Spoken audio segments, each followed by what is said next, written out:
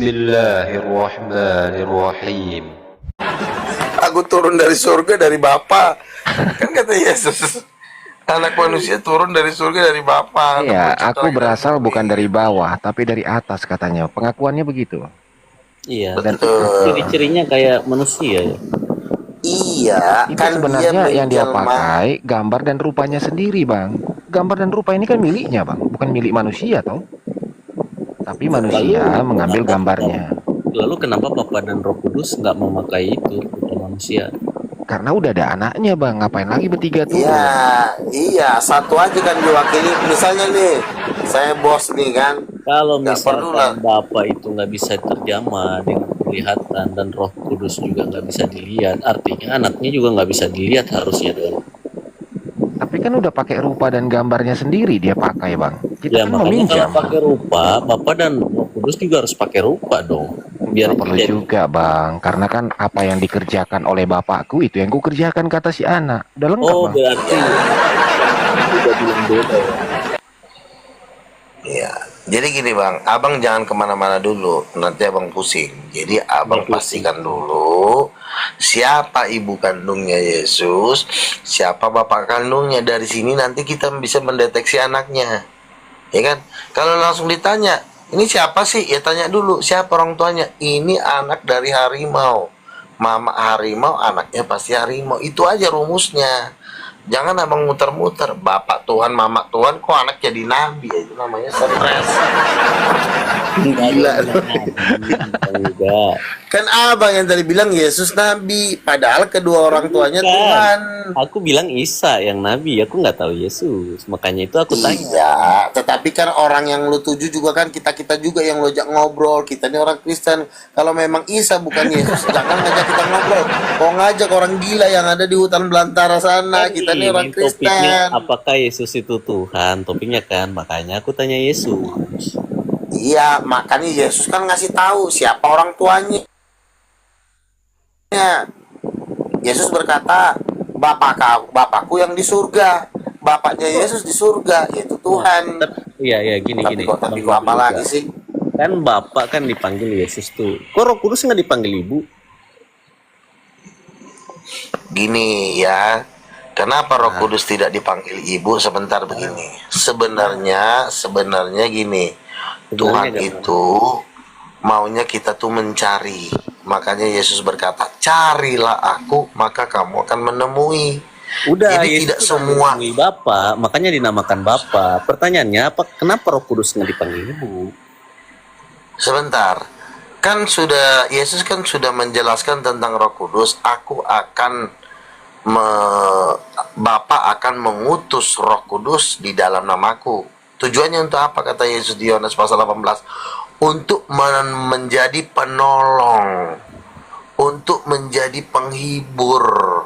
Pertanyaannya, kenapa bukan Bapa yang menghibur?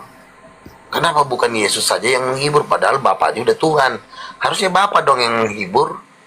Nah, Yesus ini kan orangnya kan sama seperti guru matematika. Dia mau kita nih belajar. Dia mau kita mencari. Kalau memang sesuatu hal yang tidak ada, kita belum mengerti, harusnya kita nyari. Ini ada sosok Tuhan, tapi dia dibilang penolong, dia dibilang penghibur. Pertanyaannya, kita kan harusnya curiga. Ini ada Tuhan, dia katanya Jawab pertanyaan saya, Bang Nabi. Sebentar dulu, iya. kan saya lagi menjawab. Yesus itu tidak akan memberikan jawaban yang belak-belakan supaya kita tuh tujuannya kita supaya pakai otak. Ya, tidak mungkin Yesus datang ke bumi. Ini mamaku, ini bapakku. Ya kalau begitu nggak ada lagi tugas kita. Kita sudah bebas dari semua doktrin. Kita udah merdeka. Tapi Tuhan maunya kita itu diberikan soal. Sama seperti Adam. Tuhan memberikan kepada Adam, usahakanlah taman ini. Disuruh kerja. Bukannya suruh makan berak. Disuruh kerja, suruh mikir. Carilah aku, maka kamu akan menemukan. Nah, ketika kita mencari, tentu kan tidak, kalau dibikin kata ibu di situ berarti kita udah ketemu, berarti kita nggak perlu mencari. Makanya Tuhan itu menciptakan kita supaya kita kerja, supaya kita berusaha, suruh mikir, jangan jadi pemalas. Nah, makanya saya orangnya pemikir. Ada Roh Kudus, Tuhan, tapi dia bisa menolong. Ini siapa nih? Tapi nggak ada kata tulisan ibu. Kita cek Alkitab. Kejadian 1 ayat 27. Allah menciptakan laki-laki dan perempuan, bapak dan ibu, menurut gambarnya. Oh, berarti ini sama nih. Kalau Tuhan ada bapak dan ibu, berarti bapaknya udah ada, berarti tinggal ibunya. Jangan-jangan nih orang ini. Begitu cara nyarinya. Jadi jangan mana ibu, mana bapak. Bukan begitu. Kalau begitu mah lu nggak usah diceritain. Lu jadi kambing aja. Kita kan diciptakan Tuhan ini suruh mikir, suruh kerja. Nah, siapa yang berhasil menemukan, dialah pemenangnya. Nah, saya udah menang. Saya mau ngajak kamu jadi pemenang. Oh, tidak ada bapak, ada mama. Oh, anaknya jelas, bapak jelas, bapak jelas. Oh, udah gak ada masalah lagi. Kenapa jadi masalah? Karena kita nggak mau mencari, pemalas, gembel. Jadi ngocok, ya nggak dapat lah. Makanya kau kerja, mikir kau. Jadi Paham? jawabannya apa Bang Luga? Kenapa Roh Kudus nggak dipanggil ibu? Roh Kudus itu dipanggil ibu, makanya kan Tuhan memberikan Roh Kudus. Tanyalah kepada Roh Kudus itu. Kau nanya, jangan kau diam-diam aja. Roh Kudus, kau siapa sih?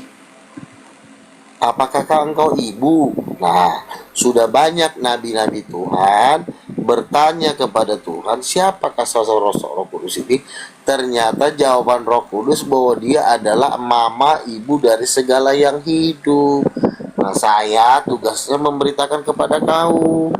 Jadi di dalam Alkitab itu sebenarnya kalau kamu tahu di abad pertama Roh Kudus itu dipanggil ibu oleh murid-murid Yesus, tetapi karena ketika iblis ingin menyesatkan dunia melalui gereja Katolik, dihapuskanlah kata ibu terhadap Yesus, dibikinlah Roh Kudus tidak bergender. Itulah penyesatan terbesar di alam semesta. Belum terjawab itu Nabi Luga. Mengapa Roh Kudus nggak dipanggil ibu? Singkat banget pertanyaannya. Ya memang Roh Kudus dipanggil ibu kok, tapi ayatnya sudah dihapus oleh gereja Katolik, ngerti nggak kau? Waduh, Di abad ketiga. dihapus. Iya. Tapi Karena ada. mereka ada, makanya literatur di abad pertama, kalau kita belajar sejarah, Alkitab itu kan berbahasa Aramaik. Itu ada panggilan kepada Roh Kudus sebagai ibu. Tetapi ketika di abad ketiga, gereja Katolik sudah mengganti Roh Kudus itu menjadi Bunda Maria lah, dibikin jadi ibu. Itulah penyesatan terbesar. Itu permainan gereja yang dipakai oleh iblis. Nah, kalau kita berhikmat, kita belajar sejarah dan kita juga berdoa, ternyata sudah ada penyimpangan penerjemahan di abad ketiga. Makanya tidak ada kata ibu di dalam Alkitab untuk Roh Kudus. Di abad pertama ada, di abad ketiga udah nggak ada lagi. Ya jangan mau dong kita ketipu. Nah, makanya kamu nanti cek di Google. Di abad pertama banyak sekali tulisan-tulisan artikel-artikel berbahasa Aramaik bahwa Roh Kudus itu dipanggil sebagai Bunda, Ibu. Oh, Ibu Bang Luga bisa kebijaksanaan. bahasa Arab. Bahasa Aramaik. Aramaik itu kan, makanya kau baca sejarah, itu kan ada pelajarannya. Bukan sejarah. Bang Luga bisa bahasa Aramai. Tidak, Oh, ya. cuma pengetahuan aja bahwa di dalam sejarah berbahasa Aramaik itu di abad pertama itu Roh Kudus itu dipanggil ibu. Makanya di buku The Acts of Thomas, ya itu ada di museum apa tuh, di Google juga ada tuh, bahwa Thomas itu memanggil Roh Kudus itu ibu. Nah, kenapa di abad ketiga tidak dipanggil ibu lagi? Ternyata sudah dihapus oleh gereja Katolik. Nah, sekarang kan kita kan mewarisi kitab terjemahan dari gereja Katolik. Nah, tetapi yang sebenarnya itulah Roh Kudus itu ibu, seperti itu. Jelas ya?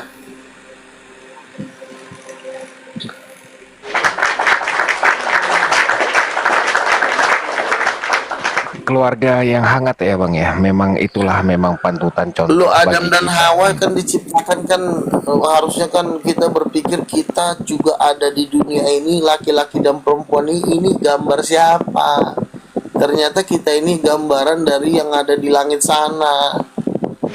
Kita ini desainnya Tuhan sendiri, gambarnya Tuhan sendiri, bukan gambarnya kucingnya Tuhan, bukan gambar anjingnya Tuhan. Kita ini gambar wajahnya sendiri.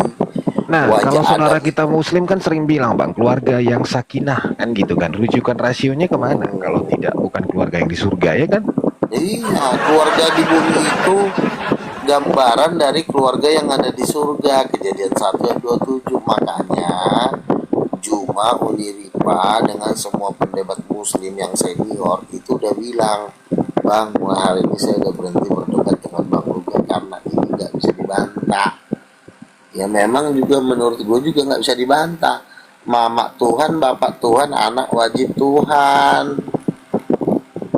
Bantahnya Iya. mau gimana? Tapi kalau lo bilang Roh Kudus bukan ibu, itu siap-siap lo jadi budaknya Islam sampai dunia kiamat. Kalau bilang lo nggak berani bilang Roh Kudus ibu, lo kan jadi budaknya Islam. Coba aja lo lawan, pasti lo diketawain. Kenapa sih Edi sampai lari ke Amerika? Karena masih jadi budak sama Islam. Kalau gue kan duduk di sini, mau terserah gue mau berak di mana, mau berak di Hilton, mau berak di JW Marriott, suka-suka gue. Karena gue penguasa. Kalau Edi Sopiatu lari ke Amerika berarti masih jadi budak dari ketakutan, budak dari. Kalau gue kan jadi pemenang. Makanya gue mau terserah, gue mau boker di Hilton, boker di JW Marriott, suka-suka gue lah. Ya kan? Itu enggak. Kalau dia Kalau mau dibantah. Shalom Bang Luga. Shalom. Ya, shalom. Ya. Masih belum sembuh Bang Luga.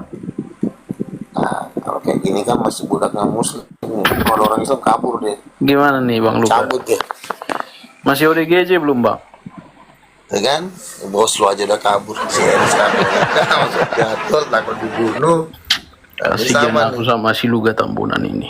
Pakai lihat aja foto palsu. Kenapa? Aduh, Luga. Kenapa foto palsu? Karena masih takut dibunuh. Kalau gue foto asli. Luga, apa yang terjadi pada Apalagi lagi perang Palestina begini, perang Iran ya. Incaran lah. yang pernahnya kau jatuh waktu bayi? Nah, kalau manusia-manusia seperti ini nggak bisa lagi diomongin. Cocoknya dibalok, kalau dibuang udah. Jangan diajak ngomong, langsung aja tembak mati.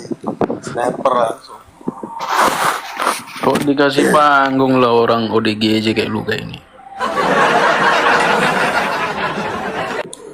Kan gue bilang orang kayak gini jangan diajak ngomong, diam aja. Kau mati aja.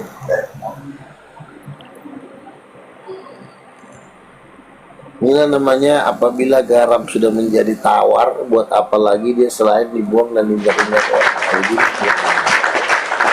nggak bisa diapa-apain, diomong nggak kena. Jangankan saya, Tuhan pun nggak bisa ngomongin dia. Makanya Tuhan nyiapin neraka, udahlah. Kata Tuhan gue capek gue ngomong. Jadi benarnya kau lihat si Muhammad di neraka Luga? Kan mancing-mancing lah dia, nanti dia Lah, dikejar. katanya pemberani. Mana si Luga ini? Kirain udah berani karena udah ODGJ. Kirain rasa takutnya Kita sudah itu hilang. harus menghormati. Gini loh, Luga. saudara-saudara. Biasanya orang yang kewarasannya sudah hilang, takutnya pun hilang gitu. Orang-orang kayak gini nggak bisa diomongin. Cocoknya kalau ada sniper ketembak. Pahamnya kau perkataan Luga? Orang yang kewarasannya sudah hilang, rasa takutnya pun hilang gitu. Ngomong-ngomong lu masih minum tua gak? Masih ngerokok gak lu? Pertanyaan Luga, Masih ngerokok. tunjukkan bahwa kau sudah tidak waras. Apakah kau melihat si Muhammad di neraka? Nanti lo ditangkap orang Islam digebukin. Kan aku tanya kau kan pernah menyebut itu Luga. Aduh. Jangan terlalu disebut-sebut bang, nanti akun abang ke Bennett loh. Iya. Akun ini soalnya Nanti tetap akan sensitif. dilaporin. Jangan nggak boleh kayak begitu. Iya Soalnya nggak dijawab pertanyaan abang, jadi abang nanti yang kena tersangka. Iya. Jawab Kalau Luga. dicari, Jawab Luga. dicari, abang pula digebukin nanti. Si Mamat ngapain dia di Padahal dia yang bertanya kan, dia yang bertanya dia pula ini bukan lucu. Soalnya nggak ada yang dijawab di sini soalnya. Iya, makanya si Luga ini pengecut juga. Astagfirullah. Aku baru tahu ada orang sakit jiwa tapi bisa Gue pengecut. jujur aja ya. Dari tadi gue paling ngakak sekarang nih. Jadi cerminan dari keluarga yang damai penuh sukacita itu memang membawakan anak-anaknya kepada tawa dan canda, Bang. Itu nggak marah, Bang. Rusak si Luga ini, Bah. Anak-anak yang dididik dari kasih sayang itu pasti suka. Nah, ini anak-anak hasil didikan kasih sayang nggak si Luga ini kira-kira? Jadi kalau saya perhatikan ya si Halo ini kemungkinan besar ini Nah, ini mulai bapaknya dia ini bernubuat dia sekarang. Bapaknya ini roh jahat. Bernubuat dia sekarang. Kalau Yesus kan bapak kandungnya Allah, ini bapak kandungnya setan. Udah gila kalau Luga bernarasi Yesus bapak kandungnya Allah. Emang fix lah kau ODGJ. Kawan ini mama manusia berwatak, bapaknya yang setan. Bapak mulai setan juga, makanya kau anaknya nggak waras. Luga. Bertobatlah kau Lek ya, biar nggak ODGJ lagi kau. Tadi kan pembahasan kita kan. Jadi kan pembahasan kita dari Yesus bapaknya Allah Bapa, mama kandung Allah Roh Kudus. Iya. Nah kalau kawan ini mama manusia, bapaknya yang iblis.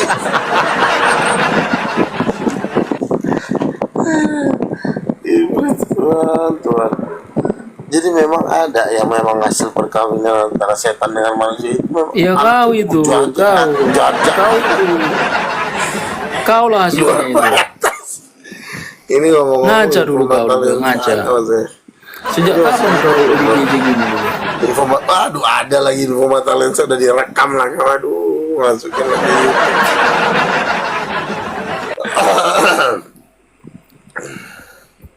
Tuh, ada abang kita tuh. Nanti jangan diarahkan, Bang. Kalau nggak mau dijawab. Turunkan aja sih Halo jadi merusak hiburan malam. Betul, itu orang Islam nanti kalau Ya, kau dilaporin. kan moderator momot kau, Bang. Kau suruh-suruh lagi orang. Turun aja lah tuh. Ya. Turunlah aku ya. Kalian nikmatilah bergaul dengan Salam buat ODGJ ya. mama kau yang iblis itu. Salam Halo, juga buat bapak kau yang lahir ODGJ mama. Tinggalkan damai sejahtera sedikit buat dia, Bang. Semoga kau cepat dipanggil yang Maha Kuasa ODGJ. Masya Allah. Oh my god. Aduh. Gila emang udah. Banyak yang ketrigger ya karena kasih yang disampaikan, bagaimana gambaran cerminan keluarga surga, tetapi yang ditangkap oleh mereka itu seperti sesuatu yang bagaimana ya, mencerminkan kekerasan, kebencian yang datang dari sosok keluarga yang disebut sebagai bapak yang kudus, anak yang kudus, dan ibunya yang kudus, kan gitu ya. Artinya nih saudara-saudara kita ini malah lebih paham, Bang. Coba kayak Pak Asep Safudin, silakan naik, Bang. Iya. Kenapa kok teman-teman yang dari gereja ini suka sekali? Iya, HKBP orang Batak. Karena begini Bang, aku ya, ketika aku mempersiapkan suatu tema Roh Kudus adalah ibu, itu Roh Kudus sudah memenuhi saya udah sampai nangis gitu. Aduh, udah berat. Artinya kemuliaan Tuhan itu sering bahkan saya waktu mempersiapkan dengan Dr. Zakir naik pun, itu saya udah Roh Kudus udah turun, saya udah nangis gitu. Artinya udah Tuhan itu udah bermain di situ kan. Nah, ketika Roh Kudus bermain di doktrin yang ini, doktrin yang mahal ini, itu iblis gak suka karena disitulah benteng terakhirnya iblis. Betul. Itu benteng terakhir. Karena kan ada satu yang dilupakan mereka, Bang. Ketika sang anak berkata, aku tidak akan meninggalkanmu seperti anak yatim, Abang. Tuh, Artinya kita memang dilengkapi dengan keluarga yang penuh sukacita, kan? betul. Kalau ngomong sudah sebagai anak yatim, berarti yang datang ini adalah seorang ibu. Iya, Betul kan? betul. Aku tidak memuliakan yatim. Yatim dia itu kan tidak punya ayah dan ibu kan. betul. Nah ini makanya kehadiran Roh Kudus ini sempurna, bahwa dia Betul. adalah ibu sejati, Dan ibu di kita dunia ini kan. dibesarkan dari pelukannya kan gitu ya Bang ya. Makanya ada istilah penuhiku urapiku Rapiku. denganku Roh Kudusmu. Kan Roh Kudus yang selalu menjaga kita. Betul. Kita kadang-kadang tidak sadar kita ini, saya dekat dengan Roh Kudus, saya dekat dengan Roh Kudus, tapi lu nggak sadar Iya, kalau yang dia itu mama yang sejati, betul. Oma Roh Kudus, begitu. Jadi, nah makanya karena ini ilham, ini pewahyuan begitu mahalnya, maka kan setiap pewahyuan itu kan disertai dengan pengawalan dari malaikat Michael yang waktu Gabriel itu mau menyampaikan hikmat itu kepada Daniel, kan dia ditahan oleh penguasa-penguasa Persia selama 21 hari. Iya. Dan akhirnya malaikat Michael datang melawan penguasa-penguasa itu untuk hikmat itu, supaya Gabriel itu sampai hikmat itu ke bumi. Bang Luga, Nah. ada Renata di bawah Bang. Nggak apa-apa foto ini Bang. Nggak apa-apa, dia udah tahu kok itu. Oh, nanti cemburu pula dia. Enggak. Halo malam udah tahu Renata, nih. belum bobo ya? Iya. Jadi Renata tahu benar itu teman-teman pelayanan saya.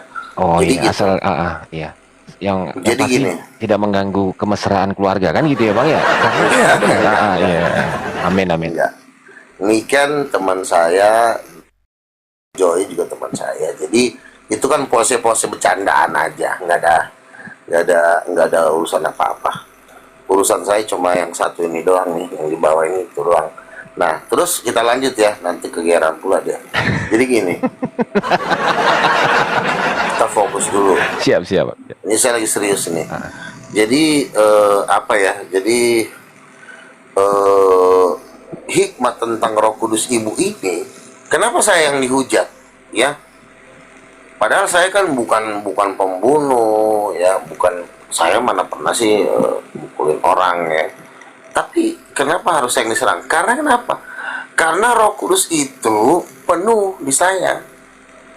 Makanya Dajjal ini tahu sendiri, Dajjal aja tingginya bisa 50 meter, 80 meter, itu raksasa setan itu. Nah, makanya ketika saya menyampaikan pesan yang sangat luar biasa, coba lo bayangin aja, tadi orang Muslim di situ, ada nggak perlawanan tadi sama saya? Kan nggak ada sama sekali perlawanan. Betul Bang. Tidak ada perlawanan Nggak sama ada. sekali. Iya. Itu sudah saya lakukan beribu-ribu kali, beratus-ratus kali di forum-forum debat Muslim, sama semuanya, nggak ada yang bisa berkutik. Nah, karena nggak bisa berkutik, nah makanya setan marah. Karena kenapa?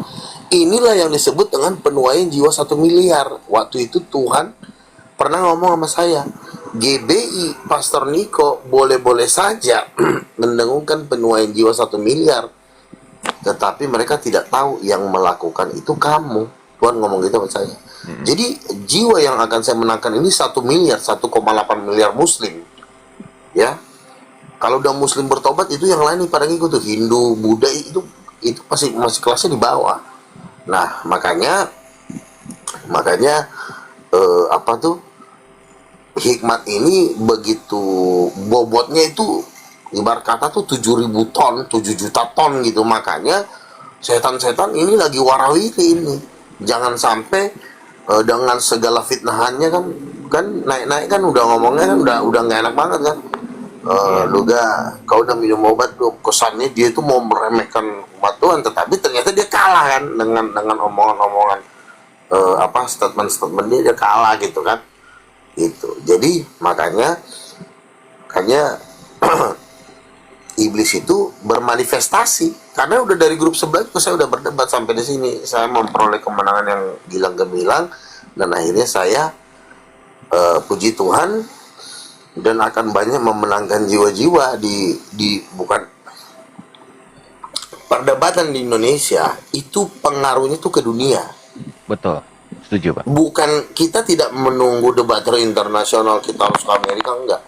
Dunia yang lagi nonton kita, Timur Tengah, Amerika, Afrika, Asia, itu lagi nyorot Indonesia. Itu. Nah, inilah hikmat-hikmat inilah yang sedang disorot sama mereka karena dunia pun nanti akan bertobat melalui statement-statement seperti ini, begitu. Jadi akan banyak sekali orang bertobat dalam waktu dekat ini. Makanya Tuhan bilang saya masuk di daftar orang terkaya di dunia. Tuhan tuh udah ngomong beberapa kali sama saya. Dengan Kayaknya jumlah dari mana? kekayaan lebih dari 12 triliun ya Bang ya? 12 triliun itu baru sumbangan awalnya si Erik. Sumbangan awal. Siap. Sorry Bang. Wah, si Erik tadi udah ngejar-ngejar saya kan. Mana nih yayasan kita nih, biar gue masukin nih. Ntar dulu lah, gue mau pukul dulu Zakir naik. Bang. Jadi saya pun udah nggak pusing masalah duit, karena semua banyak sekali konglomerat yang ngejanjiin saya dana gitu kan. Jadi saya nggak perlu ya, kita pelan-pelan tapi pasti aja. Ya kan kita juga ngapain nerima duit kalau kita kalah debat, kan malu juga. Lu nerima 12 triliun tapi lu kalah gitu, ngapain? Mending lu balikin aja duitnya. Pak, maaf Pak, saya kalah, duitnya saya balikin deh.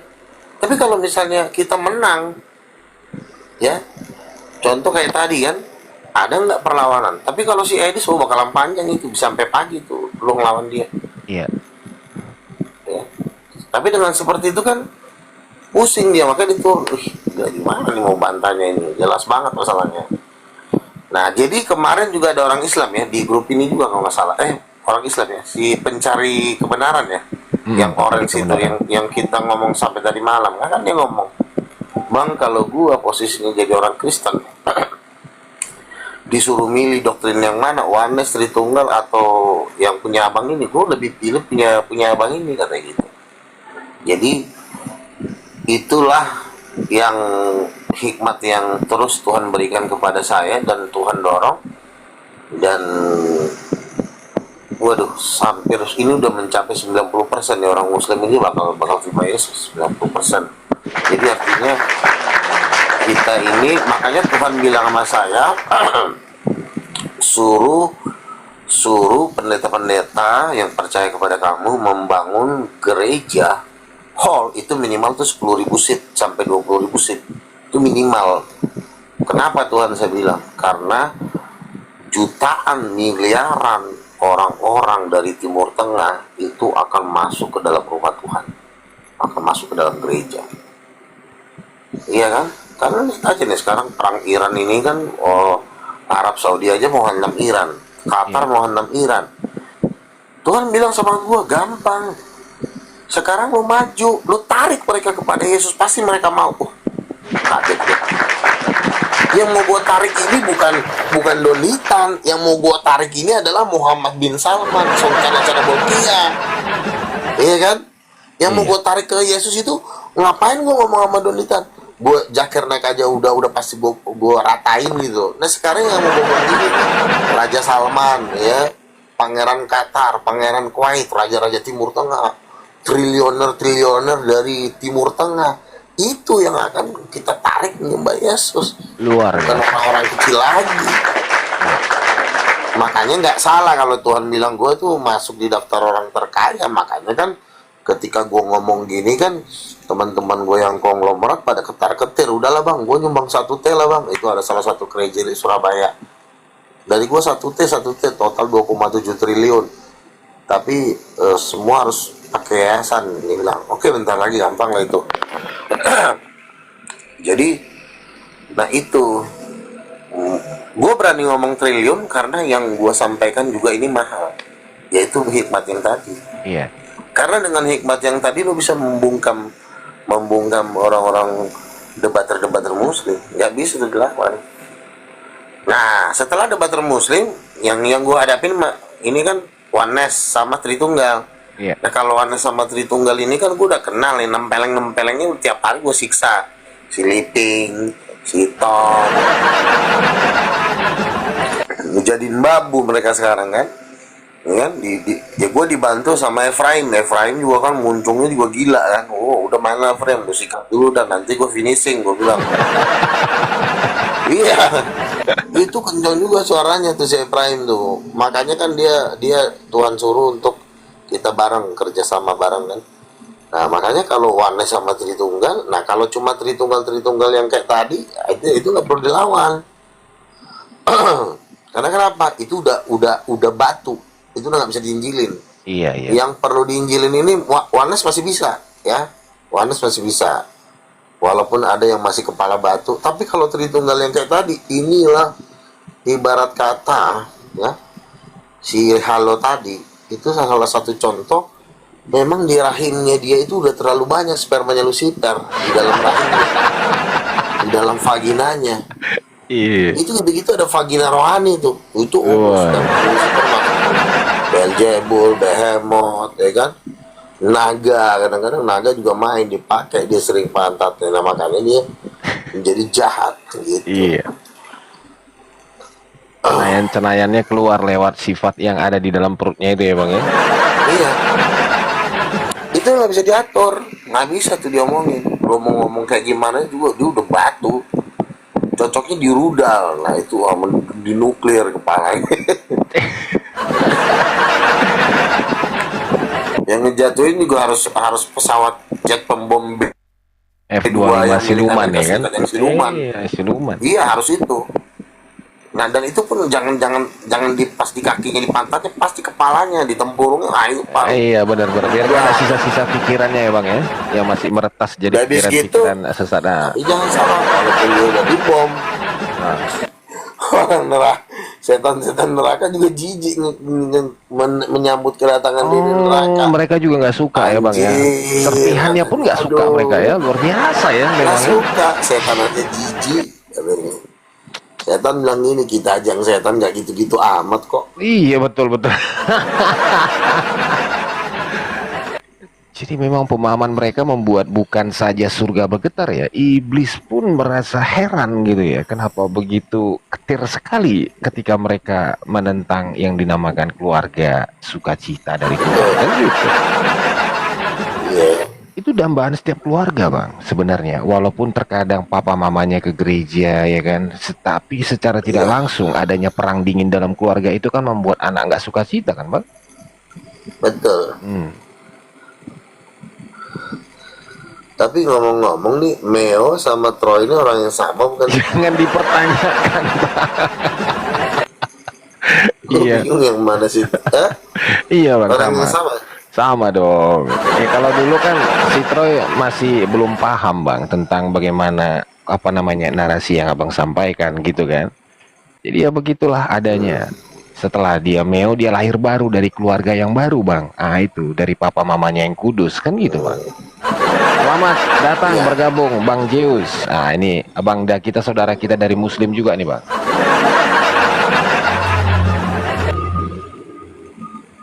Ya, selamat malam semuanya. Lama tak muncul besua. Di mana dirimu? Iya, gimana dah gua? Enggak buat TikTok lagi. Iya, jangan kayak karaoke lah mode suaranya, kayak dari surga kau ngomong, kecilin dikit lah. Iya. Kayak ini di ruang karaoke nih kayak Stardust nih. Bukan lagi ngelondri dia.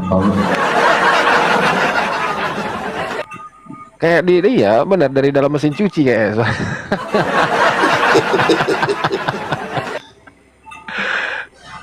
Jadi gitu Bang Luga, memang perlu disiarkan pewartaan itu memang harus dikonsep dulu Bang, bukan asal kita bunyikan karena nggak berbentuk firman ya kan. Kalau dia berbentuk firman dengan konsep pewartaan yang tepat itu jadi kuasa Bang, akan tinggal di benak-benak mereka kan gitu. Jadi usaha untuk menciptakan keluarga Kristen yang lembut, kehangatan, penuh dengan pelukan seorang ibu. Nah, memang kita nggak bisa lepas Bang, apalagi kalau kita misalnya pernah merasa merantau ya Bang ya. Ketika papa kita nelpon itu beda Bang rasanya.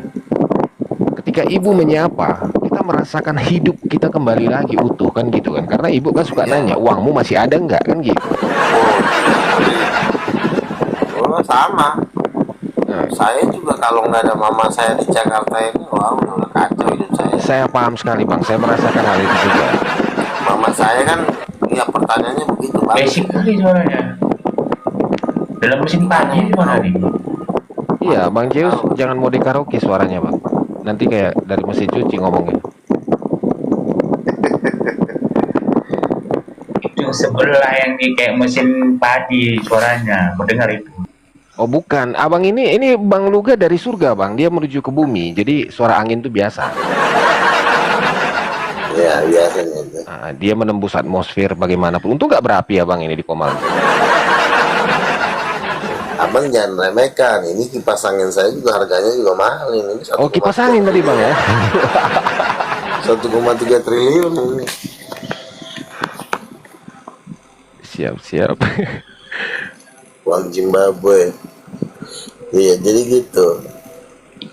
Jadi ya kalau orang-orang model si Halo sama si Wisdom itu nggak usah diajak ngomong. Oh jangan. Karena mereka itu ibarat kata gini loh ya. Orang udah divonis. Apapun yang diomongin itu udah nggak ada gunanya lagi. Iya. Kita pun ngajak ngomong juga salah. Jadi mending kita diem. Baru tertawa. Karena mungkin belum di-update kali bang. Kan perlu update juga kan. Enggak. Ini kalau udah barang kayak begini nggak bisa diupdate. Oh gitu. Ibarat kata tuh udah kalau di ibarat kata kalau udah di dalam bahasa dunia jalanan itu ibarat kata dia ini udah janda yang udah berjuta kali menjanda. Wow. Usut ya, udah jadi kayak benang ya. Ibarat kata nih bang, barang itu udah bukan cuma tangan aja yang masuk, kaki udah bisa masuk. Pernah lihat itu bang. Pernah lihat itu. Iya, jadi gini. Jadi itu kan kalau orang udah 2 juta kali menjanda, ibarat kata secara rohani lah ya, itu barangnya itu udah lebarnya minta ampun. Iya. Jadi pernah ada suatu kontes di salah satu negara, ini diperlombakan oleh beberapa negara, berlomba siapa yang paling besar kemaluannya kan, barangnya gitu kan. Nah ini datang dari Afrika, dimasukkan kulkas.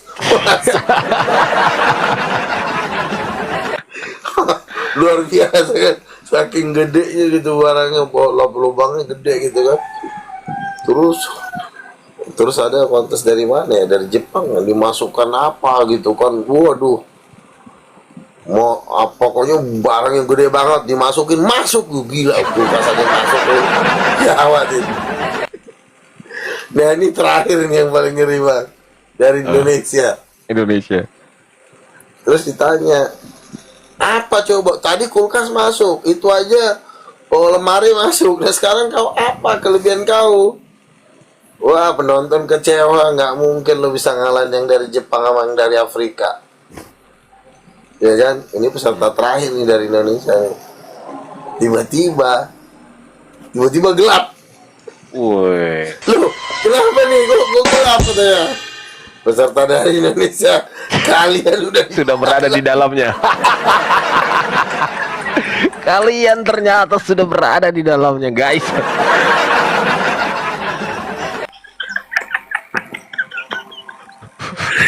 Nah begitulah ilustrasinya. Kalau orang udah menjanda ribuan kali dan jutaan kali, itu udah nggak bisa diapa-apain lagi, Mbak. Nggak bisa dipulihkan. Iya. Kegelapan menyelimuti mereka, bang ya. Iya, makanya ya, ketika saya nonton film-film horor, saya melihat iblis itu betapa jeleknya, betapa hancurnya. Ternyata itu benar.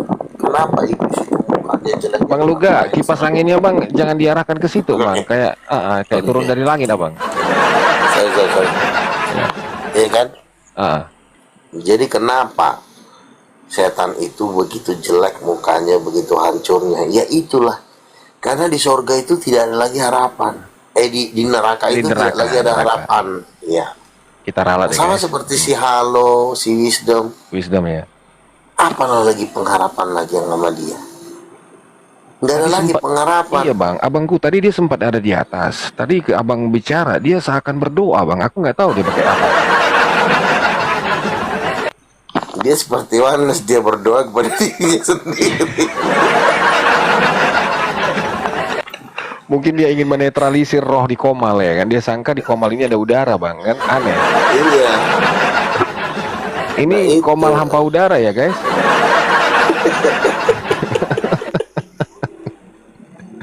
Jadi karena memang udah nggak ada harapan, makanya dia dipakai oleh, langsung diutus oleh iblis. Jadi omongannya juga udah hambar, kan udah tawar. Kalau kita khotbah kan jemaat masih nanya, apa benar Pak? Tolong yakinkan saya. Tapi menurut saya Bapak salah deh. Kalau dia udah nggak begitu, bahasanya udah hambar. Dia bilang, Bang Uga, obatnya udah diminum belum? Klasik sekali pertanyaannya ya, klasik sekali. Anjir, gue bilang, ini benar-benar udah kapalan gitu kan. Jadi udah nggak bisa lagi, nggak jadi apa-apanya. Awal juga udahlah. Namanya udah nggak bisa tertolong. Saya ngerinya dia justru malah ngerecokin setan di neraka. Setan lagi enak-enak ngopi dibubarin sama dia. Nah itu.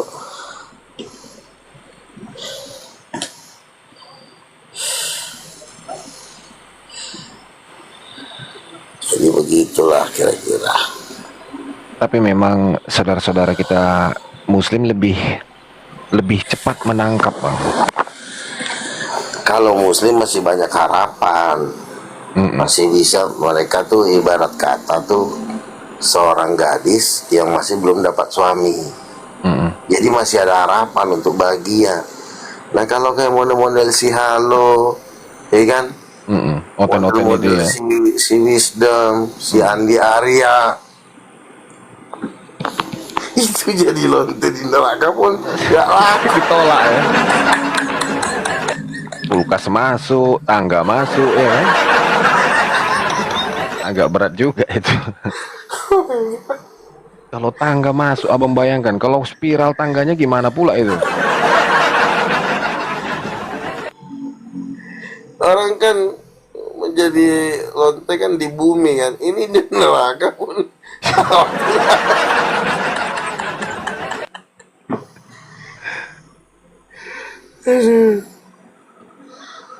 Jadi perkembangan gereja kita gimana Bang untuk sekarang? Peletakan batu pertama untuk King of the King ya kan? Saya sih sebenarnya apa ya? Jadi saya lagi banyak merekrut tim yang lebih banyak supaya nanti kita cepat akreditasi yayasan karena kita udah punya tempat kantor markas. Jadi kalau sudah nanti kita ada yayasan, maka kita akan lebih mudah ya untuk mendapatkan. Wow, progresnya nyata ya. Siap, ya, Abang ya.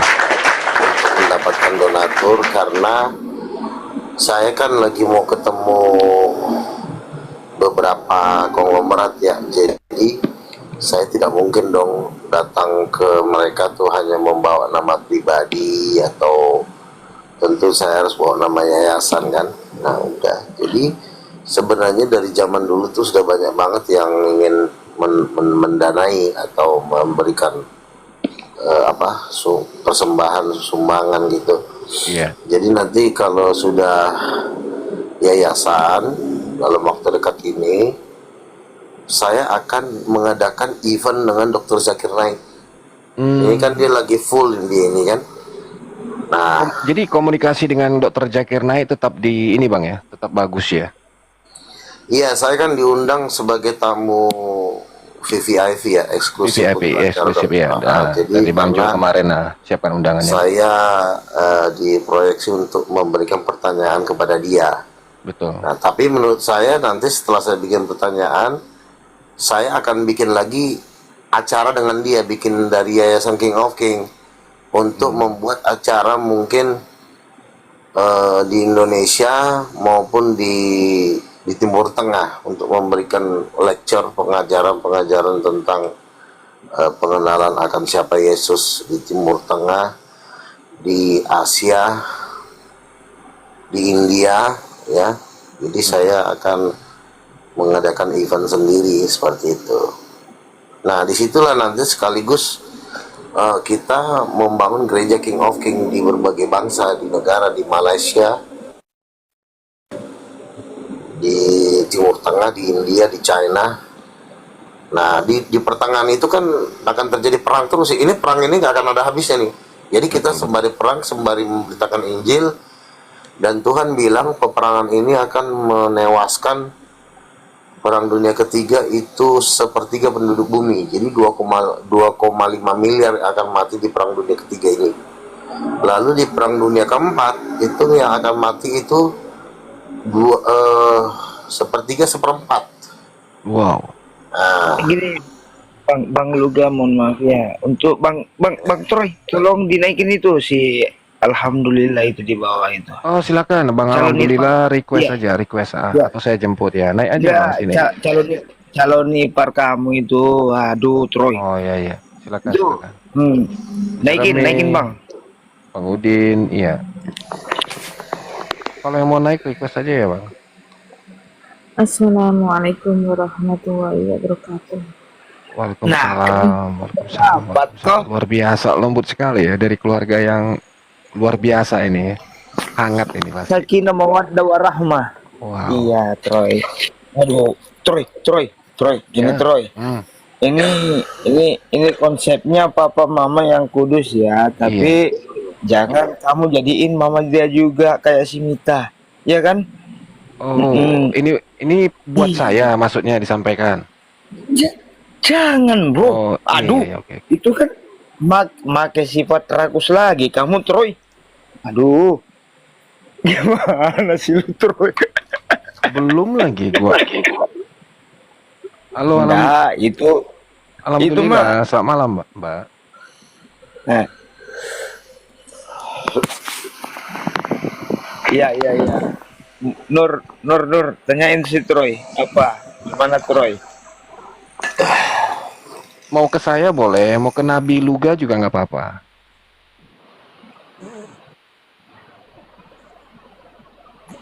silakan. Iya, Bang Tanyain Koslet, Nur. silakan Bang kalau mau bertanya tentang apa namanya pemahaman konsep yang kami dibawakan oleh sang Nabi dan penglihatan ya ke depannya. Memang perang dunia ketiga dan keempat itu bakal nyusul ya Bang Luga ya, seperti itu tadi ya.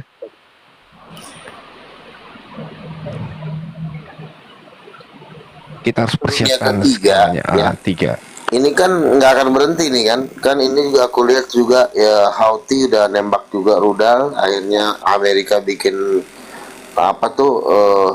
kayak hukum yang tidak perlu lapor Kongres. Jadi dia suka-suka dia mau serang rudal kapanpun, jadi sedang ditandatanganin, jadi nggak perlu lagi lewat Kongres.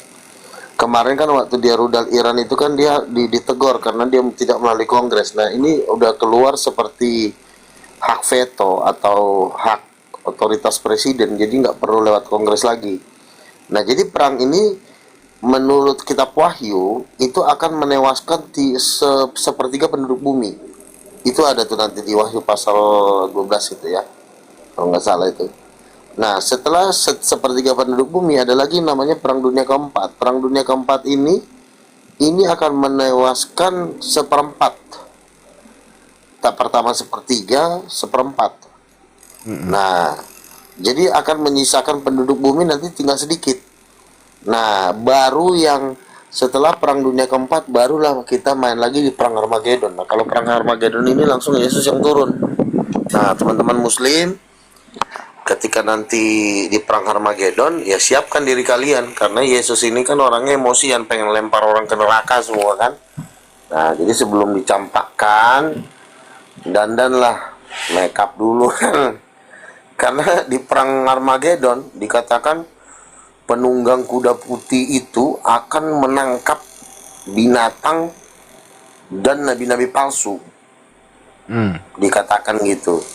Nah, jadi semua yang menolak Yesus sebagai raja itu akan dibunuh, dibakar. Di Wahyu pasal 19 ya. Maka tertangkaplah dan dicampakkan hidup-hidup ke dalam dapur api. Nah, itulah perang dunia kelima. Jadi perang dunia kelima itu perang Armageddon, perang antara surga dan bumi. Nah gitu. Nah setelah perang Armageddon udah kita santai di kerajaan 1000 tahun. Kita para penginjil hamba-hamba Tuhan kita santai di kerajaan 1000 tahun. Gitu. Nah teman-teman muslim, persiapkan diri kalian. Apakah kalian akan berpro kepada Yesus atau tetap melawan Yesus? Nah, kitab Wahyu udah bilang akan dicampakkan ke dalam lautan api. Gitu. Silakan. Ada yang mau ditanyakan? Ada yang mau kan? Karena ini udah dekat waktunya masalahnya. Udah nggak lama lagi.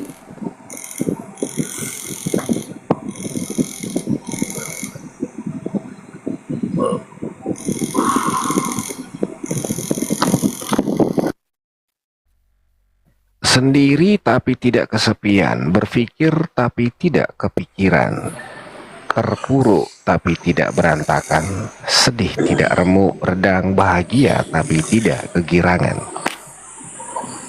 Tadi saya berpikir kan, gencatan senjata, wah udah berhenti nih kayaknya nih. Betul. Tapi kalau menurut Alkitab ini nggak akan berhenti. Benar, ternyata main lagi, Houthi udah nembak lagi. Wah, berarti benar nih perang ketiga. Jadi kita sedang masuk dalam perang ketiga. Oke, Bang Luga. Jadi Ya, asal silakan. usul ya asal usul dari ini untuk ini apa ya peperangan itu kayak gimana? Yang mulai ini siapa emang sebenarnya? Oke. Asal muasalnya kayak gitu. Iya, sebenarnya kan kalau mau dilihat ya, bukan masalah yang memulai siapa. Kenapa terjadi peperangan ini kan terjadi cuma sebenarnya perebutan harta warisan antara Hagar dengan Sarah. Sebenarnya mulai dari sini. Hagar melahirkan Arab dan seluruh yang ada di Timur Tengah. Sarah melahirkan Ishak, yaitu yang menjadi bangsa Israel. Nah, sebenarnya ini keributan antara perebutan waris. Tapi gini Bang Luga. Warisan tanah. Tapi gini Bang Luga, si Hagar yang melahirkan si bangsa Arab, tapi kok bangsa Arabnya nggak turun tangan gitu ya? Begini Bang, kalau abang tahu Ya, oke. kerajaan Arab Saudi itu sebenarnya bukan orang Arab, itu kerajaan Saudi. Saudi itu orang Yahudi. Jadi orang Yahudi udah bikin kerajaan di Arab. Itulah keluarga kerajaan Saudi, yaitu Muhammad bin Salman. Saya pernah dengar cerita dari salah satu ketua organisasi Israel, itu Muhammad bin Salman ngaku, kenapa kamu tidak membela Palestina gitu kan? Itu ada videonya waktu itu. Ini Muhammad bin Salman yang ngomong, anaknya si Raja Salman itu. Bagaimana saya mau bisa melawan orang Israel? Ibuku aja orang Yahudi, mamaku orang Yahudi yang bekerja pada kerajaan. Jadi memang kerajaan Saudi itu orang Yahudi, orang Israel. Tapi mereka masuk Islam gitu loh. Nah, makanya orang Arab itu segan melawan orang Israel ya, karena satu darah. Orang Israel, ternyata Iya. Israel lebih dahulu daripada orang Saudi, orang Bani Israel. Iya, jadi keluarga kerajaan Arab Saudi itu Iya. itu darah Yahudi, itu maksud saya. Jadi makanya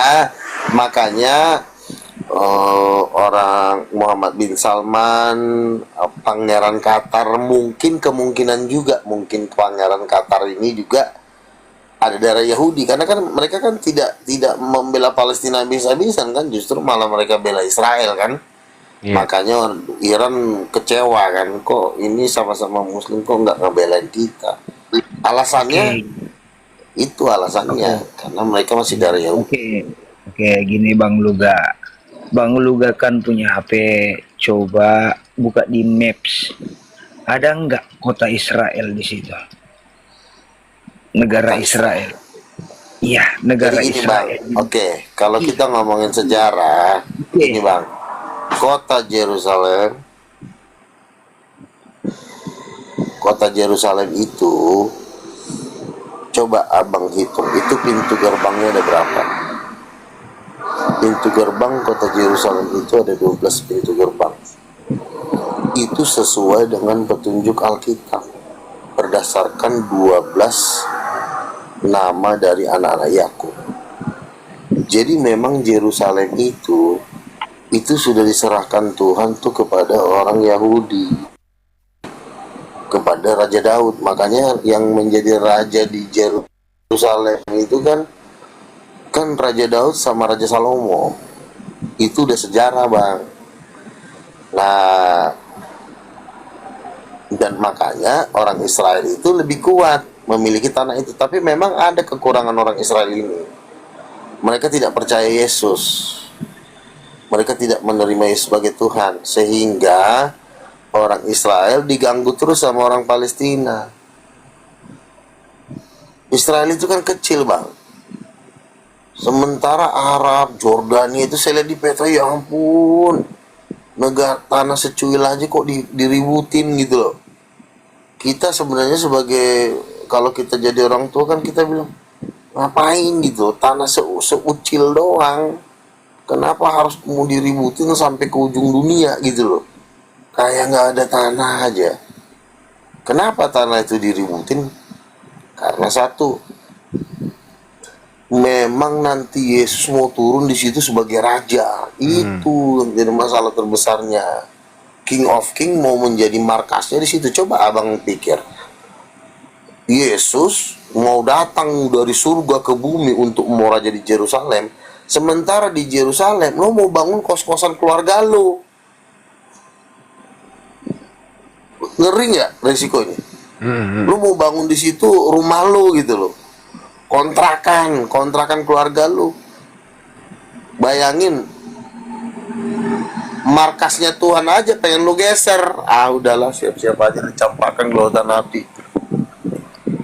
Jadi Yerusalem itu udah milik Tuhan. Karena ada Raja Daud aja menjadi raja tuh di Yerusalem. Di Yerusalem dia menjadi raja, bukan di Turki. Yang jadi pertanyaan, kenapa orang Yahudi mau merebut Masjid Al-Aqsa gitu? Masjid Al-Aqsa itu di bawahnya itu adalah tabernakel Salomo, bait Allah. Bait Allah, ngapain juga lo diriin masjid di situ? Nah itu Yahudi. Itu tempat ibadah orang. Itu kan tempat ibadah orang, tiba-tiba lu bikin masjid di situ. Bang Loga. Nah disitulah kepercayaan kaum Yahudi, bahwasanya di situ kerajaannya Solomon Sulaiman. Di situ dia percaya, makanya dia mau rebut dia itu Al-Quds. Tapi nggak bisa, Bang. Tapi nggak bisa. Makanya nanti nggak bisa gimana? Iya kan gini nih. Kan perang dunia ketiga 2,5 miliar yang mati. Sebentar dulu, Bang, sebentar ya. Kalau kita menurut kitab Wahyu ya, perang dunia keempat 1,4 penduduk bumi yang mati. Belum bisa dibilang Islam menang atau Islam kalah. Tetapi nanti keputusannya di perang Armageddon. Jadi abang-abang ini ya, yang tetap ngotot nggak percaya Yesus, itu mau rencana mau dibakar. Jadi kata Yesus, kelamaan. Anjing, kata Yesus, lama banget itu. Udah diinjilin, udah langsung bakar aja itu. Makanya setelah dibakar di perang Armageddon, rencana nih daging-dagingnya abang-abang ibu-ibu yang ada di sini kan rencana masih mau tetap nolak Yesus nih. Yesus udah bilang nanti rencana mau daging-daging mau suruh mau makan burung. Makanya seluruh burung yang ada di langit suruh kumpul. Di Wahyu 19 ada malaikat berteriak kepada burung, burung kalian kumpul, siap bos, ngapain? Kalian makan semua itu daging-daging yang menolak Yesus sebagai Tuhan. Kenyang lah katanya burung. Bayangin, Bang, burung lagi lapar-laparnya, kenyang atau sekenyang-kenyangnya makan daging kalian di perang Armageddon. Nah, siapkan kalian makan yang banyak supaya enak nanti pas dicotok burung. Saya tadi baru nonton itu apa ya, burung apa tuh ya, ada burung kecil itu, masa ular yang gede itu dipatok sampai putus kepala ular. Gila, ternyata burung ini sadis ya. Iya, sadis loh. Itu mulut ular lagi kebuka, lidahnya dicotok, dicabut lidahnya. Anjir, gue bilang, namanya burung apa? Burung perkutut apa burung apa lah gitu kan, tajam dia gitu. Nah Tuhan bilang nanti burung-burung ini udah disiapkan waktu dan saatnya untuk memakan daging-daging kalian ini, yang menolak Yesus kalian. Coba baca di Wahyu pasal 19. Supaya kalian makan daging semua penunggang kuda. Itulah siap ketemunya di perang Armageddon. Jadi Yesus juga kan sebagai Tuhan juga kan capek dibilang nabi kan. Nabi, padahal dia bukan nabi. Nah makanya udah kata Yesus, sudahlah, langsungnya dibakar, masuk neraka lagi. Capek kata Yesus. Udah dikasih waktu bertobat nggak mau, udah langsung bakar aja lah. Datang Mikael Gabriel, udah serahkan semua. Jadi abang yang kenyang makannya dulu, makan. Itu biar di perang Armageddon, biar abang dimakan burung. Udah jelas ya.